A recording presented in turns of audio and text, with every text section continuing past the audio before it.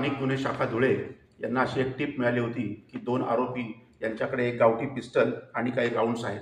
त्या अनुषंगाने आपण रेकी केली असता आपण 2 आरोपींना याच्यामध्ये अटक केलेले आहेत. प्रणव किशोर शिंदे हा वय वर्ष 20 आहे आणि विनय नेरकर हा वय वर्ष 23 आहे. हे दोघे धुळे जिल्ह्यामध्ये राहणार आहेत. याच्यामध्ये एक उल्लेखनीय गोष्ट अशी आहे की या दोघांवर पिंपरी चिंचवड येथे एक गुन्हा दाखल झालेला आहे. त्याच्यामध्ये या लोकांनी काही तरुणांचे काही सेक्शुअल ॲक्ट याचे व्हिडिओ तयार केलेले आहेत आणि त्या तरुणाने नंतर आत्महत्या देखील केलेली आहे. याच्यामध्ये आपल्याकडे पूर्वी एक सेक्सटॉर्शनचा गुन्हा दाखल झाला होता, त्याच्यामध्ये पण हे आरोपी होते. त्याच्यामध्ये ती जी मुलगी होती तिने देखील ज्युडिशियल कस्टडीमध्ये असताना तिने देखील आत्महत्या केलेली आहे. त्याच्यामुळे या दोघांना आपण आता कट्ट्यासकट आपण अटक केलेली आहे आणि याचा पुढे काय गुन्ह्यामध्ये सहभाग होता याचा आपण तपास करत आहोत.